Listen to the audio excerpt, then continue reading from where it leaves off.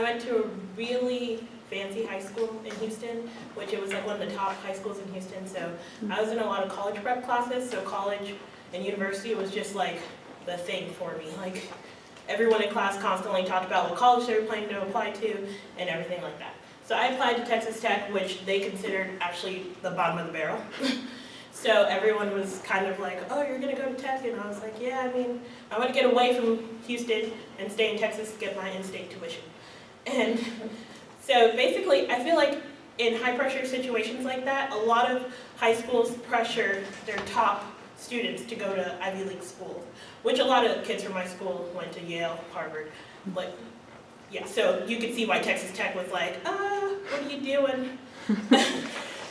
So basically, I feel like community college is a better option when you're straight out of high school, because even though I took all those college prep classes and everything, I was not prepared, because in high school you're structured, you have stuff that's due, and you see your teacher every day. In college, you're kind of like on your own. They're like, do it or not do it, I'm not going to be on you. So I feel like when you're straight out of high school, you should probably do at least a year in community college, and just try to like figure out what you need to do before you just jump in. So today I'm going to talk to you about why you should go to community college first before going to a four-year university.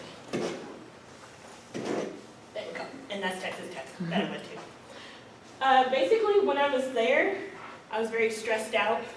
Also, I don't come from a financially rich family. I just happened to go to that school.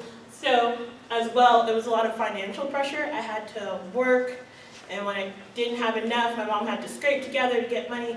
So my presentation, my main points are the stressors, such as, I guess, the demanding course load, as well as financial pressure. And that's like students. Come on. Am I not doing this right? There we go. All right. All right. So the stress of university tends to have a really dramatic effect on those who are straight out of high school. It's also increasing dropout rates. According to, where did I put it? According to Duke did a study that said that the amount of people graduating with bachelor's degrees have decreased since 1970. It's decreased by 5%. And where? Oh, okay. Next one. There we go. Okay. I also feel like the stress can cause a lot of kids to feel like they're trapped and they have no way out. So, in California, there was a 16-year-old student.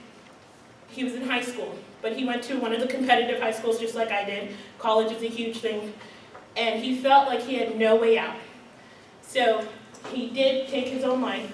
And in his suicide note, he wrote this quote, that one slip up makes a kid feel like they're the smallest person in the world. You're looked at like a loser if you don't go to college. His suicide note basically told his family that it wasn't their fault. It was pretty much just the stress of him trying to get to university and the stress the school was putting on him. And my next step, there we go. And my next topic is the financial stress. Financially, the cost of a four-year college is almost double the price of a community college, and that's not even including room and board. That's just including your credit hours, and as a freshman, you're required to stay on campus.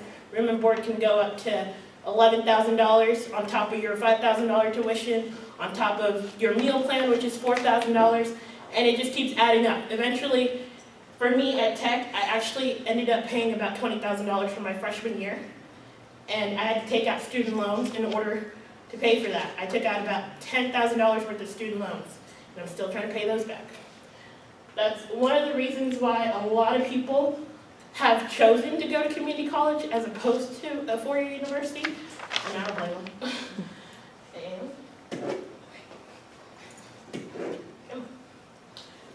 And I actually pulled this off of the South Plains website, showing the cost to go here for 15 credit hours versus to go to a state university. And that's just the credit hours. That's not anything else. If you, like here we don't need room and board all the time. Some people do in Levelland. But if you actually go to Tech, room and board, like I said, can go up to $10,000, which it did for me. And basically, my whole point is just, there's a lot of benefits to going to community college versus going to a four-year university. the stress is less.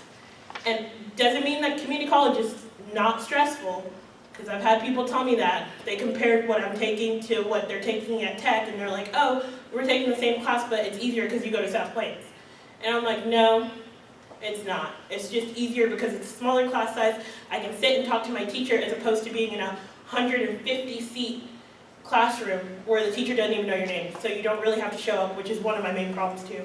I was like, oh, they won't know if I don't come.